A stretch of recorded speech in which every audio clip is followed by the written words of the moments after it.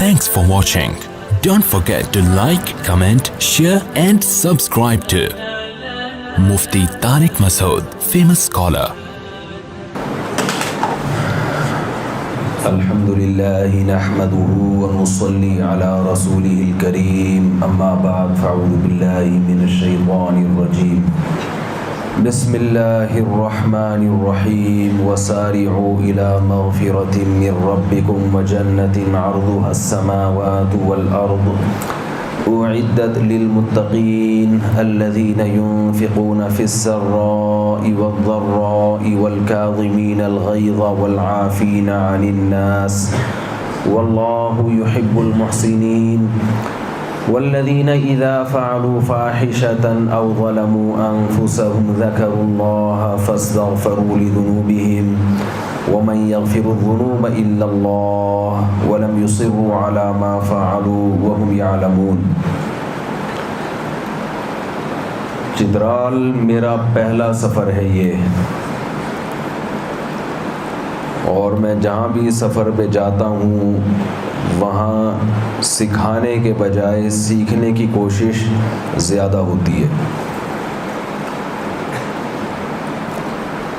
ایک چیز ہر سفر میں سیکھنے کو ملتی ہے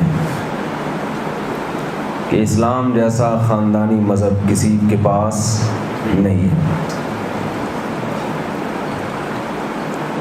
میں یہاں جس دن آیا تو یہیں لوگوں سے ایک ہی سوال پوچھے جا رہا ہوں بار بار، اسلام یہاں کب آیا، کون لے کے آیا، یہ سارے مسلمان کیسے ہو گئے، یہاں کا اصل مذہب کیا ہے۔ بعض حضرات نے بتایا کہ یہاں کا اصل مذہب جو تھا اسلام کے آنے سے پہلے وہ کیلاش قوم ہے، کیلاش مذہب ہے۔ ہم پہنچ گئے صبح کیلاش۔ جب آپ KPK میں داخل ہوتے ہیں، ہمارے پٹھان بھائی بہت ہمارے لیے قابل عزت ہیں، لیکن چونکہ ان کی عظمت بہت زیادہ ہے تو وہ ہر چیز اپنی عظمت کے حساب سے بیان کرتے ہیں۔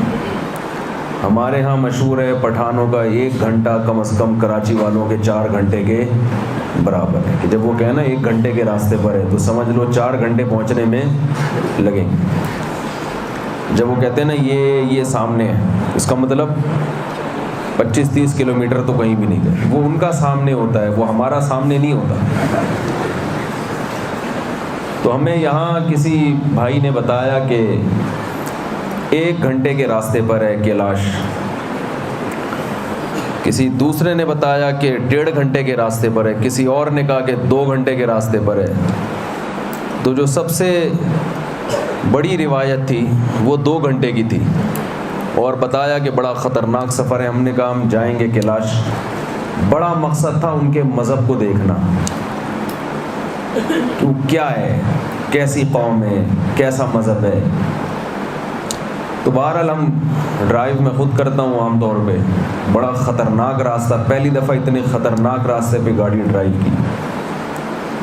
3.5 گھنٹے لگے ہمیں وہاں پہنچنے میں، اور اس بات کا بھی امکان تھا کہ نہیں پہنچے، پتہ نہیں کہاں پہنچ جائیں،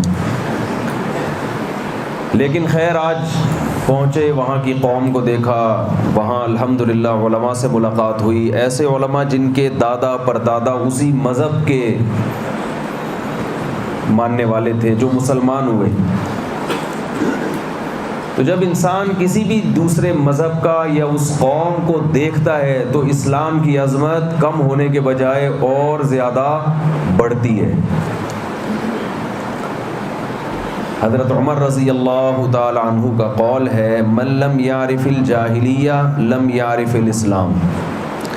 جس نے زمانہ جاہلیت نہیں دیکھا نا، اسلام آنے سے پہلے کا زمانہ نہیں دیکھا، اسے اسلام کی خوبیوں کا پتہ بولنا پڑتا ہے، آپ کو پتہ ہے نا، نہیں چلے گا۔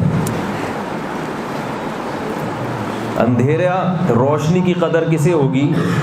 جو اندھیروں میں رہا ہو۔ یہاں پتہ نہیں لوڈ شیڈنگ کا کتنا ریشو ہے، ہم کراچی میں تو اندھیروں میں زیادہ رہتے ہیں۔ جیسے ہی لائٹ آتی ہے تو KESC والوں کے لیے دل سے دعائیں نکلتی ہیں۔ حالانکہ لائٹ لے کے بھی وہی گئے ہوتے ہیں، لیکن اندھیرے کے بعد روشنی کی انسان قدر کرتا ہے۔ قرآن مجید میں اللہ تعالیٰ نے اسلام کے علاوہ جتنے راستے ہیں سب کو اندھیروں سے تعبیر کیا ہے، اور چھوٹے موٹے اندھیرے نہیں۔ اصل میں ہم چونکہ مسلم ہیں نا، اس لیے ہمیں قدر نہیں ہے۔ آپ غیر مسلموں کو دیکھتے ہو اوپر سے چمکتے ہوئے نظر آئیں گے، سوٹ بوٹ ٹائی میں، کوٹ میں۔ آپ ان کے گھروں کا نظام جا کے دیکھو، ان کی پرسنل لائف میں گھسو، آپ کو تباہی کے علاوہ کچھ بھی نظر نہیں آئے گا۔ پھر قدر ہوتی ہے، اللہ نے ہمیں مسلم بنایا۔ نہانا انہیں مسلمانوں نے سکھایا ہے، غیر مسلموں کو نہانا کس نے سکھایا ہے؟ دنیا میں جہاں بھی آپ کو تہذیب نظر آ رہی ہے نا، اگر آپ مستند تاریخ پڑھو تو اس تہذیب کے پیچھے اسلام کا ہاتھ ہے، اس کی بیک پہ اسلام کھڑا ہے۔ اسلام سے پہلے دنیا تہذیب سے واقف نہیں تھی۔ وہاں کے مقامی لوگوں نے مجھے بتایا یہ جو کیلاش قوم میں جو خرابیاں تھیں اور اب بھی ہیں، یہ اب کم ہوئی ہیں مسلمانوں کے ساتھ رہنے کی وجہ سے۔ سال میں بمشکل ایک دفعہ نہایا کرتے تھے، اب سنیں تھوڑا بہت نہانا شروع کر دیا۔ اللہ کا فضل ہو گیا۔ اور بہت ساری قومیں، اب چونکہ بیان باہر ملکوں میں بھی جاتے ہیں میرے، تو میں زیادہ قوموں کا نام لے کے ان کے انسلٹ کروں گا، پھر لوگ پریشان ہوتے ہیں یار یہ کیا کر رہے ہو آپ۔ ورنہ جو قومیں آپ کو صاف ستھری نظر آ رہی ہے نا، ان کی گندگی کے بارے میں اگر میں رپورٹ پیش کرنا شروع کر دوں تو آپ حیران ہو جائیں۔ خود سوچو، جو کھاتے گندی چیز ہیں وہ صاف ہو سکتے ہیں؟ شراب پاکیزہ چیز ہے، گندی چیز ہے، بدبودار چیز ہے نا۔ شراب کی بوتل اللہ نہ کرے کوئی یہاں لا کے رکھ دے، کیا خوشبو آئے گی؟ اس سے لپٹنے کا دل کرے گا آپ کا؟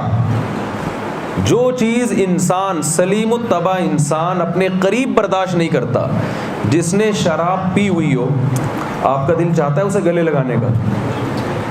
بھائی یہاں بھی پابندی ہے گورنمنٹ کی طرف سے بولنے پر، میرا خیال ہے جیسے کراچی میں پابندی ہے، تو آپ ذرا نئی زور سے بول دو نا۔ دیکھو شراب کوئی پی کے آیا ہو، آپ کا دل لگے گا، اس دل چاہے گا اسے گلے لگانے کا؟ ہاں اب مزہ آیا۔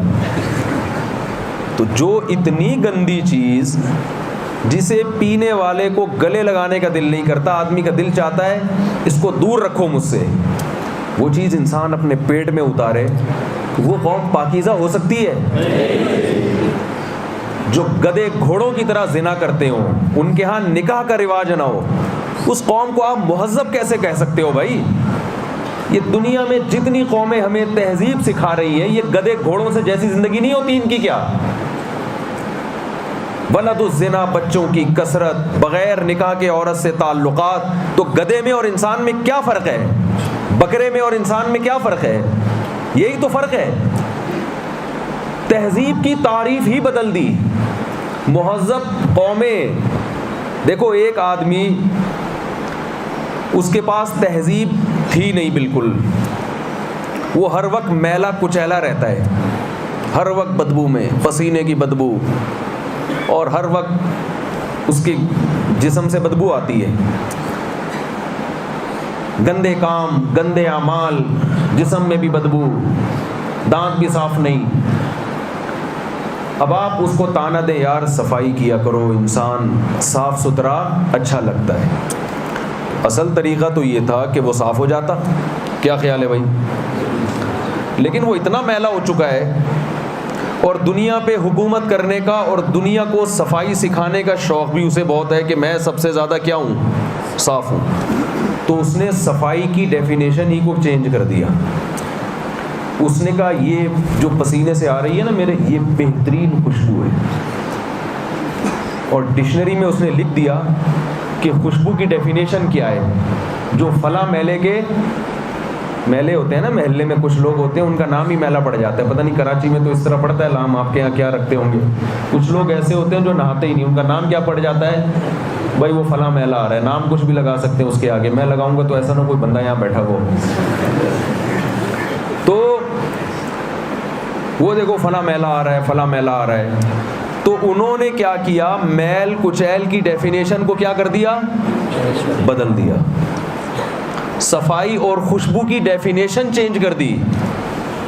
یہاں بڑی خوشی ہوئی ہے کہ ماشاءاللہ 95% لوگ پڑھے لکھے ہیں ان آبادیوں میں. لٹریسی ریشو یہاں پر شہروں سے زیادہ ہے. بچہ اردو بول رہا ہے. میں نے کہا یہ کہاں سے سیکھے؟ کہتے ہیں اسکولوں سے سیکھتے ہیں، انگلش بھی اردو بھی. تو اب کیا کیا انہوں نے کہ صفائی کی ڈیفینیشن کو کیا کر دیا، اس میلے نے، اس بھنگی نے چینج کر دیا. اور چونکہ حکومت اس کی ہے، وہ جو چاہے کر لے. جس کی گورنمنٹ ہوتی ہے، جس کی حکومت ہوتی ہے، وہ کوئی پابند تھوڑی ہوتا ہے قانون کا، وہ تو دوسروں کے لیے قوانین بناتا ہے. ایک دفعہ کا ذکر ہے، ایک اونٹ، ایک بیل اور ایک دمبا یہ سفر کر رہے تھے. بھوک لگی تو گھاس کی ایک گٹھری نظر آئی. اب گٹھری ایک ہے، کھانے والے کتنے ہیں؟ 3. اب جھگڑا ہو گیا ان کا، ہر ایک نے کہا میں کھاؤں گا. تو اونٹ جو تھا نا، اونٹ وہ بزرگ تھا، بڑا ہے، اس کو اللہ نے عالی مقام عطا کیا ہے. اس نے کہا دیکھو ہم میں سے جو یہ ثابت کر دے گا نا، جو دنیا میں پہلے آیا ہے جو جانور، وہ اس گٹھری کا مستحق ہے، یہ ہم اسے کھلا دیں گے. اونٹ کا خیال تھا میں دنیا میں پہلے آیا. تو اونٹ نے دمبے سے کہا تم ثابت کرو. دمبے نے کہا دیکھو ابراہیم علیہ السلام نے اپنے بیٹے کو ذبح کرنے کے لیے لٹایا تھا، وہ نہیں ذبح ہوا، تو کیا آیا تھا پھر جنت سے؟ سب نے کہا دمبا. انہوں نے کہا دیکھو میں اتنا پرانا، وہ روایت صحیح نہیں ہے لیکن بہرحال اونٹ کو کیا پتا کہ یہ صحیح حدیث ہے یا ضعیف حدیث ہے. یہ روایت مستند ہے یا غیر مسلم، تو آج کل لوگوں کو نہیں پتا ہوتا. تو دمبے نے کہا دیکھو میں ابراہیم علیہ السلام کے زمانے سے ہوں. اونٹ پریشان ہو گیا، وہی تو بہت پرانا نکلا، میں کیسے ثابت کروں. بیل نے کہا دمبے سے کہ ایکسکیوز می، ٹھیک ہے، کیونکہ بیل ہسٹری جانتا تھا زیادہ. اس نے کہا دیکھو جب آدم علیہ السلام دنیا میں آئے، کھیتی باڑی کی تو ہی خوراک ملی نا، تو اس وقت ٹریکٹر تو ایجاد ہوئے نہیں تھے. تو ہل کے طور پر کس جانور کو استعمال کیا ہوگا؟ سب نے کہا بھائی بیل. بیل ہی ہوتا ہے نا. بیل نے کہا اس کا مطلب ہے میں تم سے بھی پہلے. اب اونٹ حیران یہ ہوا کہ اس سے پہلے تو ہسٹری لکھی نہیں گئی، انسان ہی نہیں. لیکن گورنمنٹ کس کی ہے؟ اونٹ کی. پاور کس کے پاس ہے؟ اونٹ کے پاس. وہ اتنا لمبا ہے. اونٹ نے وہ گٹری اٹھا کے اپنی گردن پہ رکھ لی. دونوں نے بولا بھائی تم اپنا پرانا ہونا ثابت کرو. اس نے کہا میں سب سے بعد میں آیا. اس نے کہا پھر گٹری ہمیں دو. اس نے کہا ہمت ہے تو اتار لو. It is called بدماشی. What does it call? What did it call? بدماشی. تو دنیا میں نظام جو اس وقت چل رہا ہے، وہ اس کی جو بیس ہے وہ کس پہ چل رہی ہے؟ بدماشی پہ. میں تہذیب یافتہ ہوں، بے شک میں جو مرضی کرتا رہا ہوں، کیونکہ حکومت اگر میرے پاس ہے تو تہذیب کے اصول کون وضع کرے گا؟ میں کروں گا. میں دیکھوں گا کہ اگر میں شراب پیتا ہوں تو میں لا یہ بناؤں گا کہ شراب بری چیز. بولو نا بھائی، شراب گندی نہیں ہے، ناپاک نہیں ہے. آپ کو گندا نہیں کرتی، آپ کو ناپاک نہیں کرتی. یہ ناپاک ہے ہی نہیں، اس کو کس نے کہا ناپاک؟ تو بہت اچھی چیز ہے. اللہ نہ کرے اگر کوئی شخص بدکاری کرتا ہے، زنا کرتا ہے، لیکن پاورفل ہے، تو تہذیب کی ڈیفینیشن میں زنا کو کیا کرے گا؟ وہ نکال دے گا. وہ کہہ رہے یہ کیا ہے؟ یہاں تک کہ آپ دیکھیں بین الاقوامی قوانین جو بن رہے ہیں، یہ لفظ بولتے ہوئے بھی شرم آتی ہے، گھن آتی ہے. ہومو سیکس کو بھی انہوں نے کیا کر دیا؟ جائز کر دیا. لڑکا لڑکے سے، لڑکی، جو وہ عمل جو ہر دور میں انتہائی گندا اور انتہائی پلید سمجھا جاتا ہے. ہمارے یہاں کوئی تہذیب یافتہ آدمی یہ کام کرے تو تہذیب یافتہ کہلائے گا؟ جی یہ بہت مہذب انسان ہے. کیسے مہذب ہے؟ اس کے تعلقات ہیں فلاں لڑکے سے. تو آپ کہو گے یار یہ مہذب ہے. اس کے لیے تو گالیاں بھی ایسی لوگوں نے رکھی ہوئی ہیں، مختلف قسم کی گالیاں ایسے لوگوں کے لیے رکھی ہوئی ہیں. لیکن چونکہ دنیا ہمارے ہاتھ میں نہیں ہے، قانون ہمارے پاس نہیں ہے، تو ہر برائی کو اچھائی، ہر اچھائی کو برائی، لیبل اچھا ہونا چاہیے، لیبل، لوگ لیبل کو دیکھ رہے ہیں، اس کے پیچھے جو حقیقت چھپی ہوئی ہے اس کو نہیں دیکھ رہے، اور چترال میں بھی یہی ہو رہا ہے، معذرت کے ساتھ ہو نہیں رہا لیکن ہونے جا رہا ہے۔ ویمن رائٹس، عورتوں کی آزادی کے نام پہ یہاں یونیورسٹیوں میں، کالجز میں بے حیائی پھیلائی جا رہی ہے کہ نہیں پھیلائی جا رہی؟ بتاؤ۔ ہم یونیورسٹیوں کے خلاف نہیں ہیں، ہم چاہتے ہیں جتنی یونیورسٹیاں ہیں اس سے ڈبل کر دینی چاہیے گورنمنٹ کو۔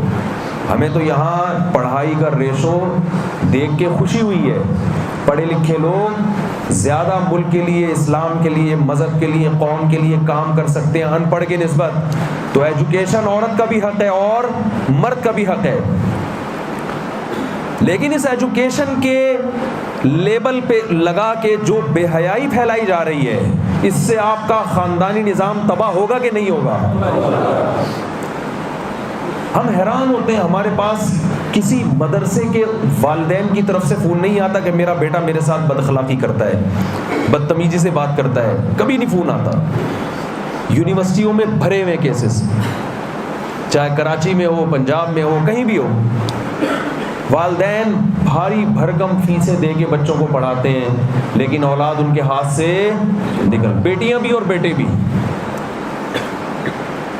لیکن اس کو نام کیا نہ دیا جا رہا ہے؟ لبرلزم کا، براڈ مائنڈیڈ ہیں ہم کیا ہیں؟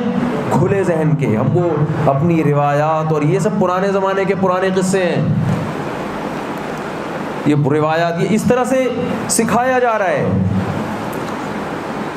جلد نکاح کو دقیانوسی بنا کے پیش کیا جا رہا ہے کہ آپ یہ نکاح ایجوکیشن میں رکاوٹ ہے، ترقی کی راہ میں رکاوٹ ہے، حالانکہ نکاح تو انسان کی نیچر ہے، جیسے روٹی کھانا انسان کی فطرت ہے نا، ایسے ہی بلوغت کے بعد شادی کرنا انسان کی فطرت ہے۔ جو تمہیں فطرت کے راستے سے ہٹائے وہ تمہارا کیسے خیر خواہ ہو سکتا ہے؟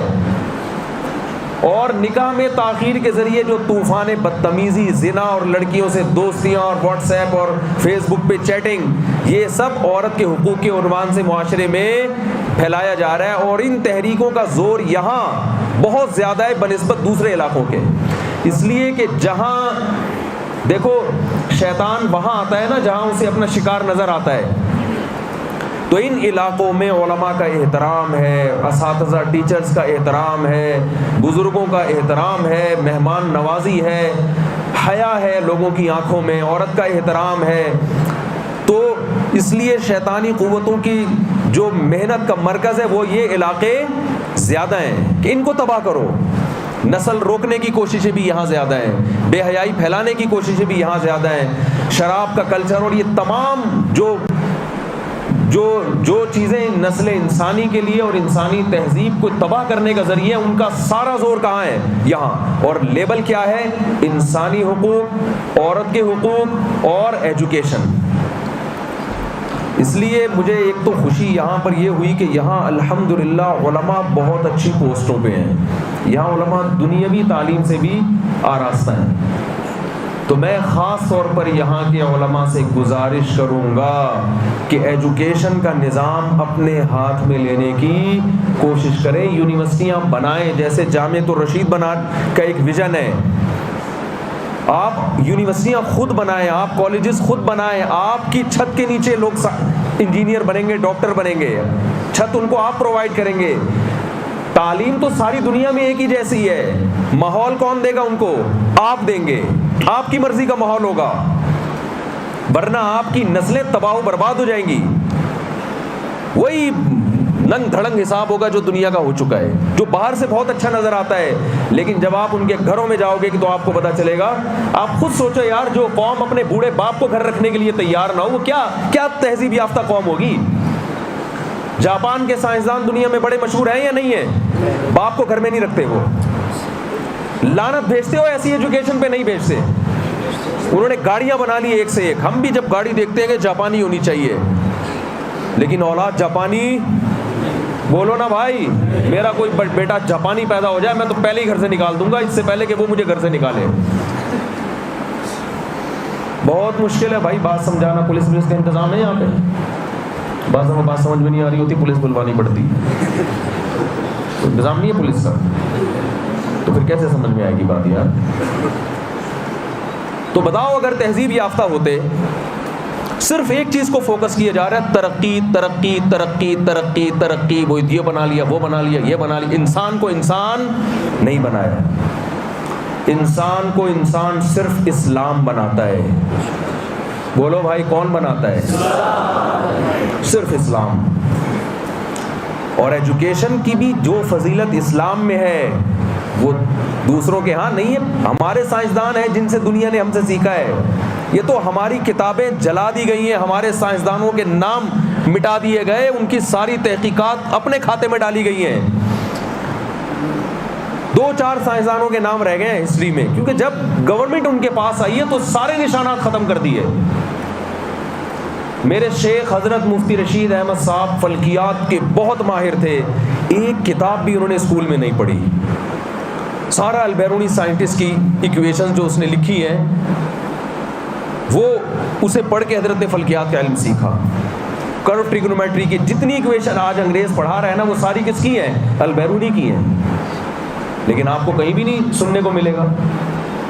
آپ مجھے ایک بات بتاؤ، یہ جو دنیا بھر میں مسلمان گئے اور مسجدوں کی بنیادیں رکھی اور ساری مسجدیں بیت اللہ کی طرف ہیں، تو کیا کوئی ہدہد پرندہ آ کے ان کو بتاتا تھا کہ یہ دمشق میں قبلے کا رخ اس طرف ہے، مصر میں قبلہ اس طرف ہے، جاپان میں قبلہ؟ اس پوری دنیا میں جہاں بھی جاؤ مسلمان نظر آئیں گے نا. میں نے ہانگ کانگ میں دیکھی صدیوں پرانی مسجد، صدیوں پرانی، وہاں بھی گئے تھے، صدیوں پہلے مسلمان گئے ہیں. تو وہ مسجدوں کا رخ بھی کس طرف ہے؟ قبلہ. کوئی سائنٹسٹ ہوں گے نا مسلمان جنہوں نے بتایا ہوگا کہ یہاں ہے قبلہ. ایسا ہماری تاریخ کو مسخ کیا ہے. یہ تو طیب اردگان کو اللہ جزائے خیر دے، اس نے اردغل ڈرامہ بنا کے کچھ مسلمانوں کی ہسٹری دکھانے کی کوشش کی. ڈراموں کے جائز ہونے کا فتویٰ میں نہیں دے رہا، اور کون سا باقی کام ہم سے فتویٰ لے کے کرتے ہو؟ فلمیں ہم سے پوچھ کے دیکھتے ہو. مجھ سے لوگ پوچھتے ہیں یہ ڈرامہ دیکھنا جائز ہے، فون کر رہے ہیں. میں کہا تو بتا تو نے فلمیں کتنی دیکھی ہیں انڈین؟ کسی ایک فلم سے پہلے فتویٰ لیا کہ جائز ہے یا نہیں ہے؟ جو ہیروئن پی رہا ہو وہ چرس پینے سے پہلے مفتی سے پوچھ رہا ہے جائز ہے یا نہیں ہے. مفتی کہے گا کم از کم چرس ہیروئن سے تو بہرحال کیا خیال ہے بھائی، بہتر ہے نا. تو یہاں پتہ چلا یہاں بھی بہت سارے لوگ وہ ڈرامہ دیکھ رہے ہیں. اپنی ذمہ داری پہ دیکھیں، قیامت میں میرے کندھے پہ رکھ کے بندوق نہیں چلا دینا. ہم لوگوں کو منع اس لیے نہیں کرتے کہ اس سے تو کم از کم بہتر ہے نا. کوئی ہسٹری تو پتہ چل رہی ہے لوگوں کو، تاریخ تو پتہ چل رہی ہے. تو ہماری تاریخ کو مسخ کیا گیا ہے، ورنہ ہمارا بڑا شاندار ماضی ہے. اب تباہ ہو گئے ہم. تو میں یہ عرض کر رہا تھا کہ دیکھو جو تہذیب اسلام نے بتائی ہے، اسلام کے علاوہ کوئی قوم کوئی مذہب اس کی خاک کے برابر بھی نہیں ہے. عورت کے جو حقوق اسلام نے بتائے ہیں کوئی اس کی خاک کو بھی نہیں پہنچ، اس کی گرد کو بھی نہیں پہنچ سکتا. لیکن اسلام جب عورت کے حقوق بیان کرتا ہے تو ماں کی صورت میں، بہن کی صورت میں، بیٹی کی صورت میں، بیوی کی صورت میں، دادی اور نانی کی صورت میں، ساس کی صورت میں، بھتیجی اور بھانجی کی صورت میں. جب گورا بیان کرتا ہے نا تو مارکیٹ میں ماں بھی غائب، بیٹی بھی غائب، بیوی بھی غائب، بہن بھی غائب، بھتیجی بھی غائب اور بھانجی بھی غائب. بس ایک کیا رشتہ نامحرم عورتوں کے حقوق بیان کرتا ہے. محرم تو مارکیٹ سے کیا ہو گئے؟ جب ایک آدھ بچہ ہوگا تو خاندان ہوگا. یار پھر پولیس بلوانی پڑے گی. نہیں یار پولیس. ارے جس قوم کے ایک دو بمشکل بچے پیدا ہوتے ہوں ان میں چچا، خالہ، ماموں، پھوپھی، تایا، کزن، بھتیجیاں، بھانجیاں ہوتی ہیں پیدا. آپ کے دادا کے اگر ایک آدھ بچہ ہوتا تو آپ کے چاچے ہوتے، آپ کے پھوپھیاں ہوتی، آپ کے والد صاحب کے ایک آدھ ہوتے تو آپ کے بھائی، بھتیجیاں، بھانجیاں ہوتی. تو حقوق کہاں؟ حقوق کا کیا ہوتا؟ تھوڑا سا مائک دور رکھیں بہتر. اچھا تو حقوق کا کیا ہوتا مجھے بتاؤ. تو حقوق تو جب ہی بنتے ہیں نا جب خاندان بنتا ہے. پھر انسان میں ایثار ہے، قربانیاں ہیں. باپ اولاد کے لیے قربانیاں دیتا ہے بچپن میں. پھر اولاد کس کے لیے قربانیاں دیتی ہے؟ باپ کے لیے بڑھاپے میں. علماء مدرسوں میں شاگردوں کے لیے قربانیاں دیتے ہیں. ہمارے علماء تھوڑی تھوڑی تنخواہوں میں, بہت کم کم تنخواہوں میں پورا پورا دن طلبہ پہ خرچ کرتے ہیں. تو طالب علم بھی ان کا کیا احترام کرتا ہے کہ نہیں کرتا؟ کتنی خدمتیں ہمارے مدرسوں میں اساتذہ کی ہوتی ہیں. اب ہم یہاں سفر کرتے ہیں, ہمیں کوئی پرانا شاگرد مل جائے, جان چھڑانا مشکل ہو جاتا ہے. وہ اخپل طریقے سے اکرام کرنا چاہتا ہے, اور اخپل اکرام ہم افورڈ نہیں کر سکتے. وہ زبردستی کھلائے گا, وہ پاؤں دبا رہا ہے, وہ جوتے پالش کر رہا ہے. یہ چیز آپ کو یونیورسٹیوں میں نہیں ملے. یونیورسٹیوں کو میں خلاف نہیں, کوئی خدا نخواستہ کل تالے پڑے ہوئے ہوں کہیں, ورنہ تو کہیں کے بھی نہیں رہو گے. ایجوکیشن تو دے رہی ہے نا, کم از کم ایک فائدہ تو ہو رہا ہے. مقصد بتانے کا یہ ہے کہ یونیورسٹیوں میں ایجوکیشن یہی ہوتی جو اب ہے. ماحول وہ ہوتا جو کہاں ہے؟ مدرسوں میں ہے. ہیرے پیدا ہوتے یہاں سے. اب آ رہی ہے سمجھ میں بات؟ الحمدللہ. تو میں یہ عرض کر رہا تھا کہ جو زمانہ جاہلیت کو نہیں جانتا نا, وہ اسلام کی خوبیوں کو نہیں جانتا. لوگ کہتے ہیں غیر مسلم جھوٹ نہیں بولتے. وہ یہ چھوٹے موٹے ہماری طرح پان گٹکا بیچنے کے لیے جھوٹ نہیں بولتے. ان کے بین الاقوامی سطح پہ خاندانی جھوٹ ہوتے ہیں. سمجھ رہے ہو؟ یہ تو ہمارے یہاں مسجد سے چپل چرا لی اور وہ کنڈا لگا دیا, یہ چھوٹی موٹی نیچ حرکتیں. ان کے ایسا نہیں ہوتا. وہ جب ڈاکو بنتے ہیں, ڈیزی کٹر بم برسا کے پورے ملک کا خزانہ لوٹ کے چلے جاتے ہیں. پھر پولیس بلوانی پڑے گی بھائی. اتنی دفعہ پولیس تو مجھے کراچی میں نہیں بلوانی پڑی بھائی. یہ ساری دنیا دیکھ نہیں رہی ہے کیا ہو رہا ہے؟ ہو رہا ہے کہ نہیں ہو رہا؟ ان کو کیا ضرورت ہے یہ مسجد سے چپل چرانا اور یہ کسٹمر کو ٹھگنا, یہ چھوٹے موٹے کام. تو بھائی جب رہو گے نا تو پتہ چلے گا, تمہیں اسلام سے محبت ہوگی. میں مانتا ہوں کہ بہت سی قوموں میں بہت سی خوبیاں بھی ہیں, ہر قوم میں ساری برائیاں نہیں ہوتی, بہت سی خوبیاں بھی ہیں. میں بار بار ایک واقعہ بتاتا ہوں. لوگ مجھ سے, ایک صاحب میرے سے الجھ گئے, یار گورے میں اتنی خوبیاں آپ خام خام. میں نے کہا گورے میں ایک خوبی تو ہمیں نظر آتی ہے, گورا ہے, وہ کلر اس کا کیا ہے, گورا ہے. یہ بھی تو خوبی ہے نا. تو ہے یہ نہیں, ہم ساری خوبیوں کا انکار نہیں کرتے ہم. لیکن آج جو خوبیاں نہیں ہیں وہ بھی ان کے کھاتے میں ڈالے جا رہی ہیں, اور جو ہم میں خوبیاں ہیں ان کو خامی بنا کر پیش کیا جا رہا ہے. بعض صحافی ٹیلی ویژن پہ ایسے بیٹھے ہیں جو ہر وقت جوتا دکھاتے رہتے ہیں کہ تم ایسے ہو, تم ایسے ہو, تم کرپٹ ہو, تم چور ہو, تم یوں ہو. اور بھائی دنیا میں جتنا پاکستانی قوم خرچ, ڈاکٹر ذاکر نائک سے میری ملاقات ہوئی, انہوں نے کہا میں جو کام کر رہا ہوں 50% انویسٹمنٹ اکیلے پاکستانیوں کی ہے, صرف مسلمان نہیں. ان میں یہ کریڈٹ کس کو جا رہا ہے؟ پاکستانی, جن کو دنیا میں سب سے بڑا کیا کہا جاتا ہے؟ چور کہا جاتا ہے. لوگ کہتے ہیں یہ میڈیا نے بنایا دماغ. دنیا میں سب سے زیادہ خرچ کرنے والی قوم من حیث القوم کون سی ہے؟ پاکستانی قوم. ایک ایک تاجر اتنا خرچ کرتا ہے مدارس پر, بیواؤں پر, یتیموں. اس قوم کو کوئی جگہ مل جائے نا کہ کوئی فراڈی نہ ہو, پتہ چل جائے, پھر دیکھو کیسے لوگوں کے تجوریوں کے منہ کھلتے ہیں لوگوں کے. او بھائی اتنا تو سبھی خرچ کرتے ہیں نا, ابا کو بھی کھلا رہا ہے, دادی کو بھی کھلا رہا ہے, نانی کو بھی کھلا رہا ہے, بیوی کو بھی, اور 15 بچوں کو بھی کھلا رہا ہے. یہ بھی تو خرچ کرنا ہوا نا. یہ ظرف ہے غیر مسلموں میں نہیں ہے.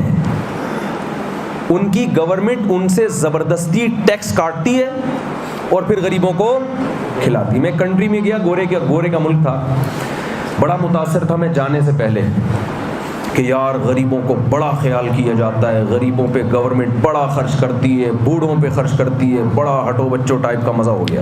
اب ہٹو بچوں کراچی کا ہے, وہ آپ کو سمجھ میں نہیں آئے گا. آ رہا ہے یہ ہٹو بچوں لفظ الحمدللہ ہانگ کانگ اور آسٹریلیا اور افریقہ کے جنگلات تک ہم نے پھیلا دیا. تنزانیہ میں ایک صاحب نے مجھ سے پوچھا یہ ہٹو بچوں کیا ہوتا ہے. میں نے کہا اس کے ہٹو بچوں ایسے سمجھاؤں گا تو مزہ نہیں آئے. ایسے تو مطلب یہ بچوں کو ہٹاؤ یہاں سے, تو کیا ہوا اس کو, کوئی مطلب تھوڑی ہوا. تنزانیہ میں کیا کہہ رہا تھا میں, پتہ نہیں تنزانیہ کہاں سے چلا گیا. میں بتا رہا تھا کہ ایک کنٹری میرا جانا ہوا گوروں پہ, تو بڑا متاثر تھا بھائی, غریبوں کا اتنا خیال, بوڑھوں کو اتنا الاؤنس. جب گیا تو واقعی الاؤنس مل رہا ہے، غریبوں کا بوڑھوں کا بڑا خیال.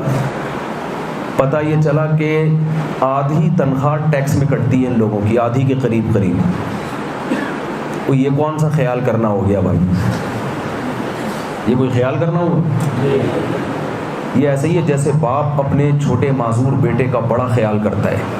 کیسے کرتا ہے؟ 2 بڑے بیٹوں کی پوری تنخواہ رکھ کے آدھی ان کو دیتا ہے، آدھی کس کو کھلا دیتا ہے؟ چھوٹے کو. یا باپ کی مثال بھی یہاں فٹ نہیں آئے گی. محلے میں 70 بھائی، آپ لوگ کیا ہوتے ہیں؟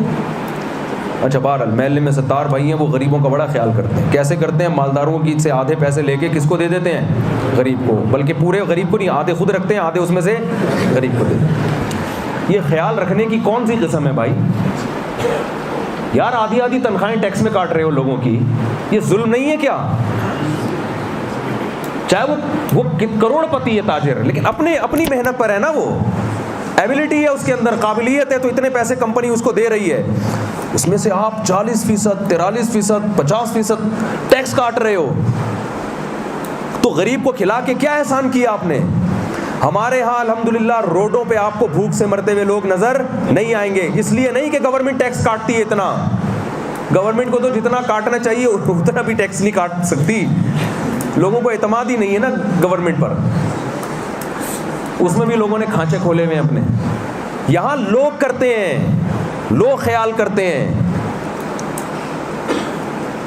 گورنمنٹ، آپ نے یہ سنا ہوگا بوڑھوں اولڈ ہوم میں گورنمنٹ بہت خرچ کرتی ہے. اب عجیب پاگل پنے والا نظام دیکھو، گورنمنٹ آپ کی تنخواہ سے آدھا، تقریباً آدھے کے قریب تنخواہ کاٹے گی، اولڈ ہوم میں بوڑھوں کو پالے گی. تو اب بھائی یہ خود ہی پال لیتا گھر میں، اچھا نہیں تھا؟ کیسی عجیب و غریب بات ہے یا نہیں ہے؟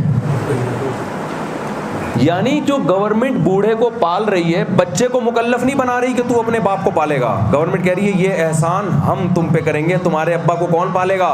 ہم پالیں گے. کیسے پالیں گے؟ آدھی تنخواہ تم سے کاٹیں گے. کون سا احسان کر دیا بھائی آپ نے؟ یہ تو انسانیت تو نہ ہوئی نا، کہ جس نے جنا ہے، جس باپ نے، جس ماں نے جنا ہے، تو اولاد میں اتنی اخلاق نہیں ہے کہ اپنی تنخواہ سے اس کو پال لے. ان کو پتہ ہی نہیں پالیں گے کمبخت. ان کمبختوں سے زبردستی آدھے پیسے لے کے ان کے باپ کو کھلاؤ اولڈ ہوم میں جا کے، پھر پالیں گے. تو یہ تہذیب ہے؟ بتاؤ. یہ وہی ہے کہ بھنگی نے بدبو کا نام کیا رکھ لیا؟ خوشبو. بس مینجمنٹ بہت ٹائٹ ہے، ہر کام کس سے ہو رہا ہے؟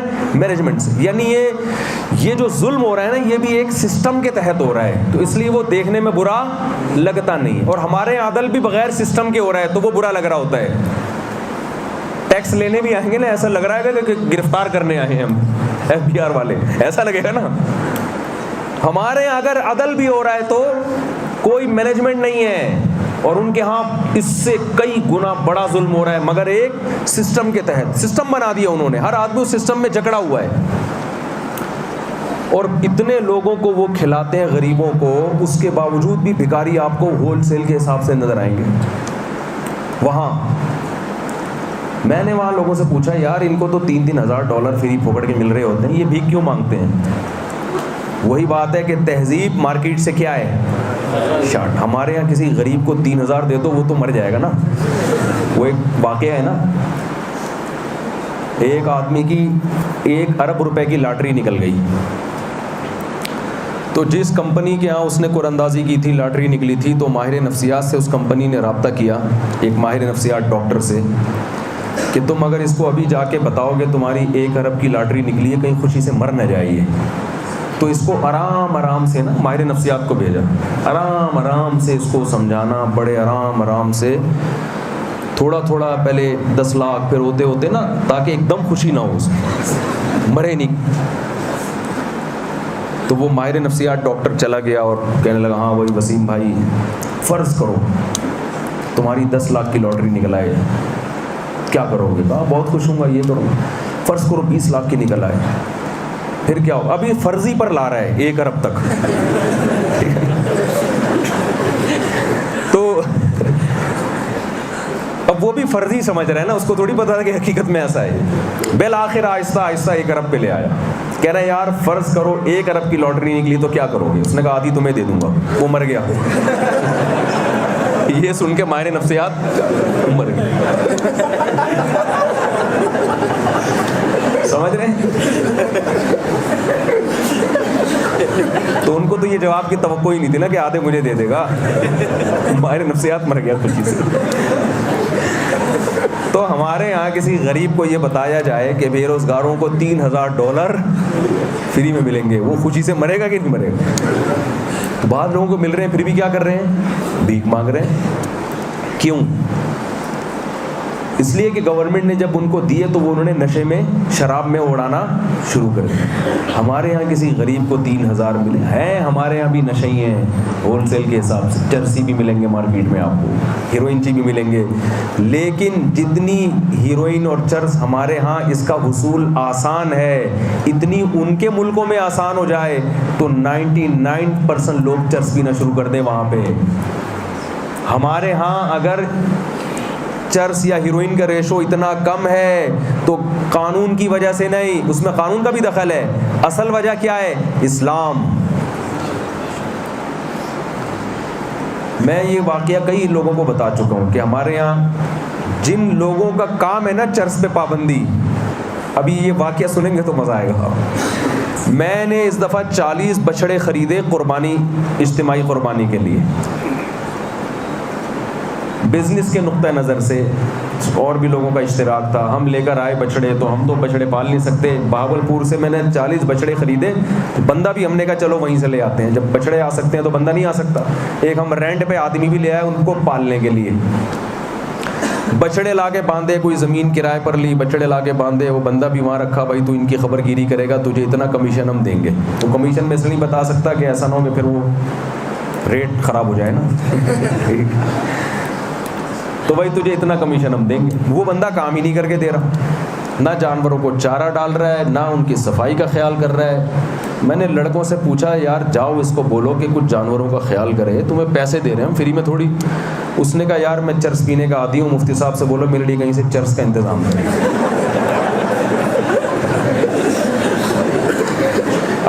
ابھی مزہ ابھی آئے گا آگے. ابھی یہ تو ایسے ہی ہے. میں نے کہا یار میں مفتی صاحب بھی بول رہا ہے مجھے, اور اس کے لیے میں کیا کروں؟ چرس کا. میں نے کہا بھائی ہم تو نہیں کریں گے اس کے لیے چرس کا انتظام. ہم نے اس کو نکال دیا. اب وہ بیچارہ پریشان کہ چرس کہیں, تو کسی نے بتایا کہ تھانے سے ملے گی. پتہ نہیں بھائی پولیس والے بیٹھے ہوں, معذرت, صحیح کا غلط کا. لیکن بہت سے لوگوں سے تفتیش کی ہے تو سب نے ایک ہی بات بتائی کہ کہیں بھی نہیں مل رہی ہو تو کہاں ملے گی؟ تھانے میں. اب اندازہ لگاؤ یار, جس ملک میں تھانے سے چرس ملتی ہو اس میں تو 99% لوگوں کو چرسی ہونا چاہیے نا. پھر بھی نہیں ہے, کیوں؟ اسلام ہے, اسلام روک رہا ہے, اسلام کو فالو کر رہے ہیں. اس برائی سے کس چیز نے روکا ہوا ہے؟ اسلام نے. نشہ دنیا میں جتنے حادثات نشے سے ہوتے ہیں نا, اتنی کسی اور وجہ سے نہیں ہوتے. تو میں لوگوں سے ایک بات کہتا ہوں یار, ہمارے حکمران ایک ہفتے کے لیے ان کو دے دو, گوروں کو, ان کے ایک ہفتے کے لیے ہمیں دے دو. ہم ان سے آگے نہ نکل کے دکھائیں تو ہمارا نام بدل دینا, اور وہ ہم سے 100 سال پیچھے نہ ہو جائیں تو ہمارا نام بدل دینا. سمجھ رہے ہو کہ نہیں سمجھ رہے؟ تو ان کے پاس ایک سسٹم ہے, غلط ہے لیکن ایک نظام ہے نا. ہمارے پاس تیرے سے کوئی حکومتی سطح پہ نظام برباد ہوا ہے. ہم اگر کھڑے ہوئے ہیں تو اسلام کے بل بوتے پر. تو اس لیے میرے بھائی ہمارے پاس اسلام سے محبت کے علاوہ کوئی دوسرا آپشن نہیں ہے اپنے آپ کو بربادی سے بچانے کے لیے. اور اسلام سے محبت کا مطلب صرف لفظی محبت نہیں ہے, اسلامی کلچر بھی اختیار کرنا ہے, اسلامی ماحول گھروں میں بھی لے کر آنا ہے, نمازیں بھی قائم کرنی ہے, زکوٰۃ بھی دینی ہے, صدقات و خیرات بھی دینی ہے. زمین سے جب پیداوار اگتی ہے تو قرآن نے کیا کہا؟ آتوا حقہ یوم حصادہ, جس دن فصل کٹتی ہے اللہ کا حق ادا کرو. گورا اللہ کا حق نہیں جانتا, ہندو نہیں جانتا اللہ کا حق کیا ہوتا ہے, سکھ نہیں جانتا اللہ کا حق کیا ہوتا ہے, کیلاش کے لوگ نہیں جانتے اللہ کا حق کیا ہوتا ہے. صرف مسلمان کو پتا ہے. وآتوا حقہ, کیونکہ اللہ نے اس سے پہلے کیا فرمایا؟ ہم نے آسمان سے پانی برسایا, ہم نے زمین سے پیداوار اگائی. غیر مسلم کہتا ہے نا نا نا نا نا, اللہ نہیں ہے کرنے والا. اللہ کہتا ہے میں نے کیا ہے, میں نے. زمین کھود کے دیکھو, نہ انار کا رنگ نہ انار کا ذائقہ, نہ آم کا رنگ نہ آم کا ذائقہ، نہ انگور کا رنگ نہ انگور کا ذائقہ. میں ہوں اپنی طاقت سے مٹی کو خربوزہ بنا دیتا ہوں، مٹی کو سیب بنا دیتا ہوں، مٹی کو انار بنا دیتا ہوں. لہذا جس دن فصل کٹا کرے حقہ، اللہ کا حق ہے. حق تو یہ کہ سارا اس کو دے دو، لیکن اللہ کہہ رہے ہیں 9 حصے اپنے پاس رکھو، ایک حصہ میری خاطر کس کو دے دو؟ میری مخلوق کو کھلاؤ. آج زمینداروں نے عشر ادا کرنا چھوڑ دی. جو زمین بارش کے پانی سے سیراب ہوتی ہے اس میں 10واں حصہ دینا پڑتا ہے، اور جس زمین کو آپ خود سیراب کرتے ہیں اس میں 20واں حصہ دینا پڑتا ہے. تو آج سے عزم کرو انشاءاللہ یہ حصہ ادا کریں گے. ابھی 2-3 احکام معذرت کے ساتھ. وقت ہے جی حضرت؟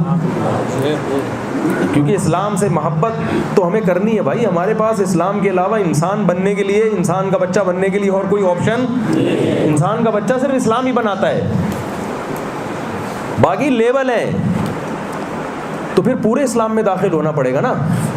صرف ٹوپی رکھ لی اس سے تھوڑی مسلمان ہو جاتا ہے. اتنی ٹوپی سر پہ رکھتے نہیں جتنی دوسروں کو کرا رہے ہوتے ہیں ٹوپیاں. دوسرا، نماز تو سب سے پہلے ہے بھائی. سب سے پہلے کیا ہے؟ نماز. وہ تو ہے ہی. معاملات دیکھو، میں یہاں KPK میں بہت سے علاقوں میں گیا ہوں، ایک کمزوری بہت ملی ہے، بہنوں کو وراثت میں حصہ نہیں دیا. یوصیکم اللہ فی اولادکم، اللہ کہہ رہا ہے میں وصیت کر رہا ہوں. دیکھو وصیت کسے کہتے ہیں؟ جب کوئی دنیا سے جا رہا ہوتا ہے اس وقت جو آخری کلمات اس کی زبان سے نکلتے ہیں اس کو کیا کہا جاتا ہے؟ وصیت. وہ کوئی چھوٹی موٹی بات نہیں ہوتی. آپ دنیا سے جا رہے ہیں تو اب لوگوں نے کہا بیٹے جمع ہو گئے، ابا کوئی وصیت کریں آپ، تو فوراً آپ کہتے ہو ہاں میں وصیت کرتا ہوں. بچے آگے نا کاغذ قلم لے کے، ابا کوئی بہت اہم بات کرنے والے ہیں کیونکہ ابھی آخری کلام ہے. تو آپ نے کوئی فضول بات کر لی ہے بھائی، تو وقار کم ہو جائے گا نا آپ کا. تو وصیت بہت اہم حکم کو کہا جاتا ہے. اللہ پر موت واقع نہیں ہوتی، لیکن اللہ نے یہاں اپنے لیے لفظ کون سا استعمال کیا؟ وصیت کا. یہ وصیت کا لفظ اللہ والدین کے حقوق کے بارے میں استعمال کیا ہے. وَوَصَّيْنَا الْإِنسَانَ بِوَالِدَيْهِ، ہم نے انسان کو وصیت کی ہے کہ والدین کے ساتھ احسان کرنا ہے. وصیت کی ہے. اور وصیت کا لفظ اللہ یہاں بھی استعمال کر رہے ہیں. یوصیکم اللہ فی اولادکم، اللہ تمہیں تمہاری اولاد کے بارے میں وصیت کرتا ہے. للذکر مثل حظ الانثیین، بیٹے کو دگنا تو آدھا کس کو ملے گا؟ بیٹی کو. اور بیٹی کو حصہ آج کل نہیں. بہن کا حصہ، باپ تو بیچارہ مر جاتا ہے، بھائی بہنوں کا حصہ کھا جاتا ہے. نہ زمین میں حصہ دیا، معاف کرا لیا جاتا ہے. یہ بھی جو بہت زیادہ نیک ہے وہ معاف کرواتے ہیں. معاف کروانا ہو نا تو پہلے 2-3 کروڑ کی رقم اس کے ہاتھ میں رکھا کرو، بولے تمہارا حصہ ہے، ایک دن اس کو اپنے ہاتھ میں گھماؤ، پھر اگلے دن معاف کر دو. پھر معافی سمجھ میں آتی ہے واقعی دل سے معاف کیا ہے. اوپر کی معافی وہ تو بہنوں کو تو ویسے ہی مانگتے ہوئے شرم آتی ہے نا. تو بھائی ارادہ کرتے ہو نا کہ بہنوں کو ان کا حصہ. تو دنیا اگر حرام ہی کھانا ہے تو پھر سابق صدر سے کو کیوں پھر ہم، وہ تو سب سے اچھے پھر وہ ہیں نا جو ہمارے سابق صدر تھے، 5 سال کامیابی کے ساتھ گزار کے گئے ہیں. ان پر یہی تو الزام ہے نا، کھایا بہت ہے انہوں نے. تو بھائی ان پہ اور ہم میں کوئی فرق ہوگا پھر؟ بھائی ان کے پاس کھانے کے وسائل زیادہ تھے، زیادہ کھا لیا. ہم صرف بہن کی کھا سکتے ہیں، محلے میں اور کسی کا کھا کے دکھاؤ وہ تمہیں مار دے گا جان سے. تو ہم، یہ مسجد کی اذان ہو رہی ہے، اچھا موبائل کی، تو ہم تو بہن کا کھا سکتے ہیں، وہ کمزور ہے. وہ جو ہمارے محترم تھے 5 سال کامیابی سے گزار کے گئے، وہ جس کا کھا سکتے تھے انہوں نے کھا لیا. ہم چونکہ بہن کے علاوہ کھا نہیں سکتے تو لہٰذا ہم صرف کس کا کھا رہے ہیں؟ بہن کا. لیکن فرق اللہ کی نظر میں کوئی بھی نہیں ہے کہ جو جس پہ بس چلتا ہے آپ کھا لیتے ہو. تو یہ تھوڑا مال اس کی قربانی دو گے اللہ کے لیے. آج میں نے جب کیلاش دیکھا نا، اتنی حسین وادی، میں ساتھیوں سے کہہ رہا تھا اسے دیکھ کے جنت میں جانے کا دل چاہ رہا ہے کہ جنت کیسی ہو. ابھی میں تھوڑے دن پہلے تھر گیا تھا، ایسے صحرا ریگستان میں شدید گرمی میں لوگ تمبو لگا کے ٹینٹ لگا کے پڑے ہوئے ہیں وہاں. ایسے علاقے بھی ہیں زمین میں، اور ایسی آبشاریں، ایسے چشمے، ایسے انار کے درخت، اور جناب سیب سے بھرے ہوئے باغات اور ناشپاتیاں ایسے لٹک رہی ہیں اور انگور کی بیلیں اور چاروں طرف کیا ماشاءاللہ گرینری ہے. تو میں حیران ہوا. اللہ نے اسی جنت کے ہم سے وعدے کی. یہ تو کچھ بھی نہیں ہے جو جنت اللہ دے گا نیک لوگوں کو. تو اللہ کی خاطر تھوڑی سی قربانی دے دی جائے, بہن کو اس کا حصہ دے دیا جائے. آپ دنیا میں تھوڑا کم کما لو, اس کم میں اللہ انشاءاللہ برکت بہت دے. ہمارے ایک دوست ہیں, انہوں نے بیرون ملک سفر کرنا تھا, تو حضرت مولانا طاری جمیل صاحب کہیں بہت پرانی بات ہے 25-30 سال پہلے, تو والدہ کو چھوڑ کے جا رہے تھے. تو حضرت سے مشورہ کیا کہ حضرت میں امریکہ کا ویزا آ گیا, میں جانا چاہتا ہوں کمانے کے لیے, لیکن والدہ اکیلی ہو جائے گی. تو حضرت نے فرمایا کہ وہ مجھے اپنا واقعہ بتا رہے تھے. حضرت کپڑے دھو رہے تھے, کہتے ہیں میری طرف چہرہ اٹھایا اور کہا کہ یار وہاں کوئی اور اللہ ہے, یہاں کوئی اور اللہ ہے. جو اللہ وہاں دے سکتا ہے یا نہیں دے سکتا. تو اپنی ماں کو چھوڑ کر جا رہے ہو, اکیلی ماں. کہہ رہے ہیں بس وہ بات میرے دل پہ لگی. میں نے کہا بھائی رزق کون دے گا؟ اللہ. کہہ رہے ہیں یہاں ماں کی خدمت کی ہے, اتنا رزق اللہ نے دیا کہ ماشاءاللہ فیکٹریوں کے مالک ہیں, آج سب بہن بھائیوں سے زیادہ کما رہے ہیں. تو بھائی بہن کو اس کی وراثت دے دو, جتنا بچے گا نا اس سے کاروبار کرو, انشاءاللہ اللہ اس میں بہت زیادہ, بولو بھائی. اور یہ جو آپ کا کلچر ہے علماء کا, بزرگوں کا, ٹیچروں کا, ٹیچر چاہے یونیورسٹی میں ہو, اسکول میں ہو, وہ بہرحال کیا ہے, وہ استاذ ہے نا, اس کا احترام کرنا, بڑوں کا احترام, اور جو ہے چھوٹوں پہ شفقت. تبلیغ والے کہتے ہیں نا پڑوں کا احترام اس لیے کرو ان کی نیکیاں ہم سے زیادہ, چھوٹوں پہ شفقت اس لیے کرو ان کی برائیاں ہم سے کم.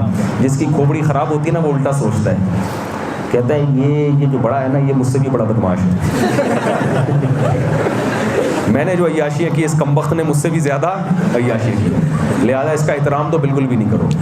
اور چھوٹے کے بارے میں کہتے ہیں کہ یار ہم نے جو کو, میں نے تو حج بھی کیا اس نے حج نہیں کیا, ہم نے تو عمرہ بھی کیا اس نے عمرہ نہیں کیا. تو جب انسان کی کھوپڑی الٹی گھومتی ہے تو یہ سوچتا ہے. تبلیغ والے آپ کی کھوپڑی کو کیا کر دیتے ہیں, تھوڑا سا سیٹنگ پہ لے آتے ہیں. ان کے پاس پلک پانے, اسکرو جہاں سے ڈھیلا ہوتا ہے وہ سیٹ کر دیتے ہیں اس کو. تو یہ ہے بہنوں کی وراثت کا معاملہ ہے. اور دوسرا, نماز تو سب سے پہلے اسلام میں, مسجدوں کو آباد کرنا چاہیے. دوسرا, تعلیم ضرور حاصل کرو لیکن اپنے کلچر کو تباہ نہ ہو. اور میں کہتا ہوں ایسی یونیورسٹیاں خود بناؤ. جو تاجر لوگ ہیں جن کو اللہ نے مال دی ہے وہ اپنا اسکول بنائے بھائی. کو ایجوکیشن سسٹم کو کیا کریں, ختم. یہاں سیاسی جماعتوں سے مطالبہ کرو کہ اسمبلی میں آواز اٹھائیں کہ ہمیں یہ کو ایجوکیشن سسٹم منظور نہیں ہے, یہ ہماری اولادوں کو بگاڑ دے گا, ہماری بچیوں کو بیہودہ بنائے گا. ہمیں ایجوکیشن چاہیے.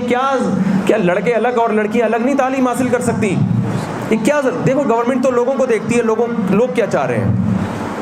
لوگ جب احتجاج ہی نہیں کرتے تو گورنمنٹ کہتی ہے چلنے دو. گورنمنٹ موبائل میں فوج چیزوں میں اپنا ٹائم ویسٹ اور پڑھائی کو تھوڑی فوکس کرتے ہیں. تو ہاں کچھ ہے. تو بھائی اسلام سے محبت کرنی ہے کہ نہیں کرنی ہے؟ دوسری بات, نماز پابندی سے. اسلام سے محبت کا تقاضا کیا ہے؟ نماز کی. تیسری بات, حقوق العباد میں وراثت, چپ ہو گئے, دینی ہے نا. وراثت کیا کرنی ہے؟ دینی ہے. جس کا جتنا حق بنتا ہے اس کو اتنا حصہ دینا. اور حیا کو معاشرے میں فروغ دینا. اپنی خواتین کو سمجھاؤ, دیکھو اللہ نے حیا میں جو عورت کی عزت رکھی ہے وہ بے حیا بننے میں نہیں رکھی. حیا میں جلد نکاح کو فروغ دینا. اسلام دیر سے شادی کا قائل ہے, جلدی نکاح کا قائل ہے؟ جلدی نکاح کا قائل ہے. لڑکی بالغ ہو اس کا نکاح کرو. تو اس کو فروغ دو معاشرے. بالغ ہونے کے بعد بھی پڑھ سکتی ہے, نکاح کے بعد بھی پڑھ سکتی ہے وہ. میں ایسے بہت سارے واقعات آپ کو بتا سکتا ہوں. کم عمری میں لڑکیوں کی شادی ہوئی, آج خوش ہیں الحمدللہ اپنے گھروں میں, اور پڑھ بھی رہی ہیں. اب اس کی پڑھائی کس کے ذمہ ہوگی؟ سسرال کے ذمہ ہوگی. باپ کا بوجھ نہیں ہوگا, وہ کس کا ہوگا؟ سسرال کا. تو اچھا ہے نا, وہ کمبخت جب فائدہ اٹھا رہا ہے اپنی بہو سے تو اس کا پڑھائی کا خرچہ بھی اس پہ ہونا چاہیے نا. باپ پہ کیوں ڈال رہے ہو خرچہ؟ باپ اپنی پڑھائی سے بچی کو ڈاکٹر بناتا ہے, پیڑے کون کھاتا ہے؟ سسرال. چلو بیٹوں کو باپ اپنے خرچے پہ پڑھاتا ہے نا, تو بیٹے اسی پہ کام آتے ہیں نا. بیٹیوں کو باپ پڑھائے گا اپنے خرچے پہ, فائدہ کون اٹھائے گا؟ ریڈی میڈ بہویں چاہیے آج کل. ساسیں تلاش کر رہی ہوتی ہیں اپنے بیٹے کے لیے, مجھے چاہیے ڈاکٹر. Ready made. خرچہ ایک کمبخت نے نہ کیا, وہ فائدہ پورا کون اٹھائے گا؟ وہ سسرال اٹھائے گا. اسلام کہتا ہے بالغ ہوتے ہی شادی کر دو. تاکہ اب یہ پڑے گی تو کس کمبخت کے خرچے پہ، وہ جو کمبخت ہے نا اس کا میاں، وہ پڑھائے گا اس کو، کیونکہ فائدہ کس نے اٹھانا ہے. اب اس کی بیوی اگر ڈاکٹر ہوگی تو عزت کس کی ہوگی؟ اس کے میاں کی ہوگی نا. 10 لوگوں کو بتائے گا میری وائف کیا ہے، ڈاکٹر ہے. لوگ پوچھیں گے کس کے خرچے پہ خرچہ؟ اب لوگ پوچھتے ہی نہیں ہے کیونکہ انہوں نے خود اپنا خرچہ نہیں، اپنی بہو پہ خرچہ نہیں کیا ہوتا. تو کل کو جب لوگ پوچھیں گے کس کے خرچے پہ، کہے گا میرے خرچے پہ. ویل ڈن، شاباش، زندہ باد. پھر خوشی کا مقام ہے. ابے تو نے پکی پکائی اور ریڈی میڈ بہو مل گئی ہے کمبخت. اس باپ کا تو نے تیل نکال دیا نا، جس نے 6 بیٹیوں کو پڑھا لکھا کے جوان کیا، ان کی شادیوں کے، اس کا کیا فائدہ ہوا؟ تو سارا نظام کیا چل رہا ہے؟ الٹا چل رہا ہے. آپ نے اس کو کیا کرنا ہے؟ سیدھا کرنا ہے. اللہ تعالیٰ سمجھنے کی، عمل کی توفیق عطا فرمائے. اور میں یہاں جو اصل دورہ میں نے کیا ہے، پاک ایڈ ویلفیئر ٹرسٹ کی جانب سے میرا یہ دورہ ہے، کیونکہ یہاں میں تھر میں گیا، ان لوگوں کی میں نے خدمات دیکھی تو میں حیران ہو گیا. انسانیت کے لیے یہ لوگ بہت کام کر رہے ہیں. میں اس ٹرسٹ کا نہ ممبر ہوں، نہ میری سرپرستی ہے، لیکن مجھے ایک ایسا ٹرسٹ نظر آیا جس پہ میں نے کہا پورا ٹرسٹ کیا جا سکتا ہے. تو میں نے ان کے کام دیکھے، کنویں بنائے ایسے پسماندہ علاقوں میں. چترال بھی جو میرا یہ دورہ ہوا ہے نا، یہ انہی کے تحت ہوا ہے. یعنی انہی کے کو میں نے کہا تھا کہ میں چاہتا ہوں آپ کے میں پروجیکٹ دیکھوں، تو یہاں میں نے چترال میں، کیلاش میں دیکھے ان کے پروجیکٹ. بڑا خوش ہوا کہ اللہ نے ان کو اتنی توفیق دی ہے. تو آئندہ جب میں آؤں گا، یہ بار بار کہہ رہے ہیں آپ یہاں بیان نہیں کر رہے، وہاں بیان نہیں کر رہے، تو جب بھائی آپ ہمیں بلائیں گے انشاءاللہ، ہمارا یہ دورہ ہی بیانات کے لیے ہوگا. ٹھیک ہے نا؟ تو دورہ ہی بیانات کے لیے ہوگا. پھر انشاءاللہ کالج میں بھی بیان کریں گے، یونیورسٹی میں بھی کریں گے. یہاں یونیورسٹی میں زیادہ تر علماء ہیں الحمدللہ، پروفیسر ہیں، لیکچرار ہیں. یہ بڑا اچھا کام کیا علماء، دین دنیا دونوں کو ساتھ لے کے چل رہے ہیں. لیکن وہ علماء جو صرف مدرسوں کو فوکس کر رہے ہیں، ان کو برا نہ سمجھیں. دونوں چیزیں ضروری ہیں نا. کچھ علماء مدرسوں کے لیے وقف ہوتے ہیں، کچھ یونیورسٹیوں کے لیے وقف ہوتے ہیں، تو دونوں تاریں چلنی چاہیے. دین دنیا دونوں ساتھ ساتھ چلیں گے تو حساب کتاب چلے گا. اگر ہم دنیا سے بالکل پیچھے رہ گئے تو یہ دنیا کی باغ ڈور ممکن ہے ملک دشمنوں کے ہاتھ میں چلی جائے، اسلام دشمنوں کے ہاتھ میں چلی جائے تو ملک کا نقصان ہوگا اور اسلام کا نقصان ہوگا. اور ایک آخری بات دیکھو، کیونکہ میرا یہ پہلا اور آخری بیان ہی ہے یہاں پہ، عصبیت کو فروغ نہیں ہونے دینا ہے، لسانیت کو. دیکھو یہاں ماحول بہت اچھا ہے، یہاں پھٹے بازی نہیں ہے، فرقہ واریت ہے ہی نہیں. تو جو چیز نہ ہو پہلے سے اگر اس کو پکڑ لیں تو اچھا ہے نا.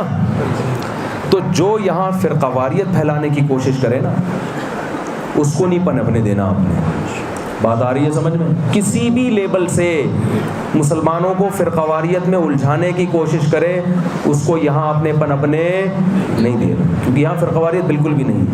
جو مذہبی منافرت پھیلائے، چاہے غیر مسلموں کے ساتھ ہی لڑوانے کی کوشش کرے نا، پھڈے بازی. یہاں بہت سے غیر مسلم بھی ہیں، لیکن مسلمانوں میں اور غیر مسلموں میں کوئی پھڈا نہیں ہے.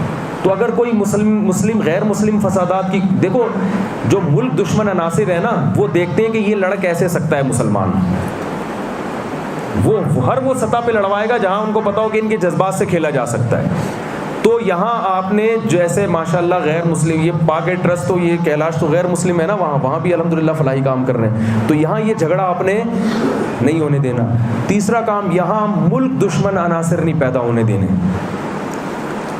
ریاست کے خلاف کوئی بھی لے کے جاتا ہے، اس سے کیا ہو جائے گا؟ آپ کا یہ ہستہ جو گلشن ہے نا، یہ آپ کا باغ جہاں امن و امان ہے، یہ سب کیا ہو جائے گا؟ تباہ. لسانیت کے یہ پٹھان ہے، یہ چترالی ہے، یہ گلگتی ہے، یہ مہاجر ہے، یہ پنجابی ہے، یہ سندھی ہے.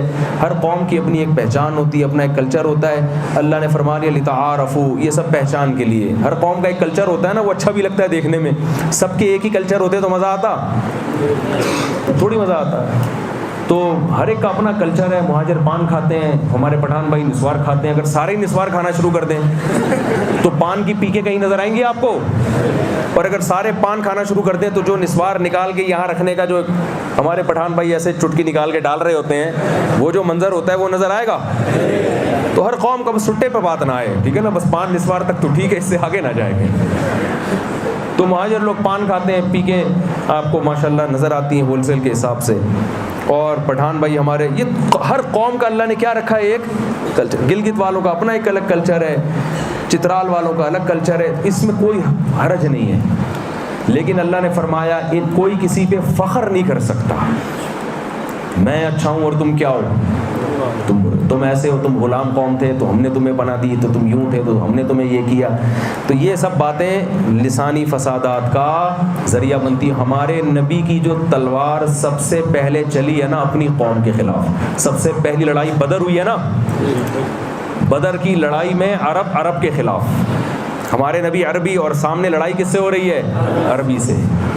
یہ قوم پرستی کا خاتمہ ہو رہا ہے کہ نہیں ہو رہا؟ سب سے پہلی تلوار چل رہی ہے اپنی قوم کے خلاف. اس میں نبی نے بتا دیا کہ جو کلمہ پڑھے گا اس کی لڑائیاں قومیت کی بیس پہ نہیں ہوں گی، نظریے کی بیس پہ ہوں گی. سمجھ رہے ہو؟ بہت ساری قوموں کو ہمارے نبی نے ایک کر دیا.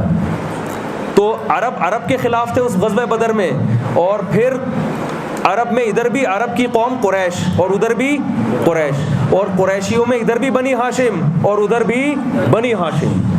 قوم پرستی کا جڑ سے خاتمہ کر دیا.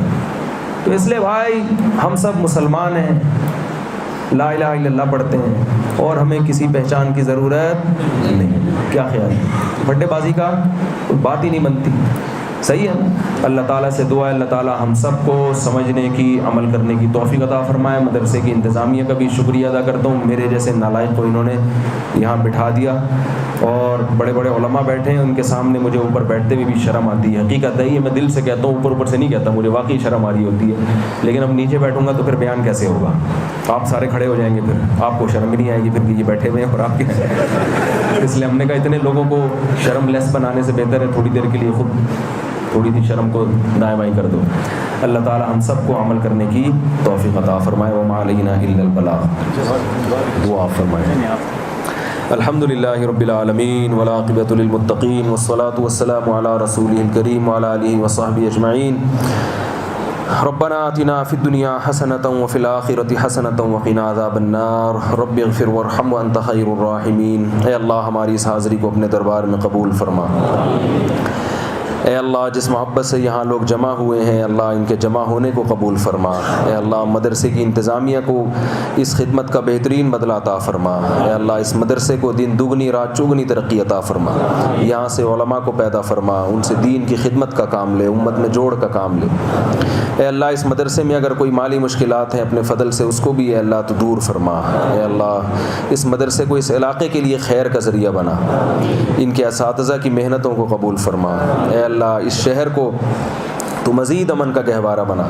یہاں کے لوگوں کو مالی لحاظ سے علم، مال، عمر، اولاد میں اللہ ان کی برکتیں عطا فرما.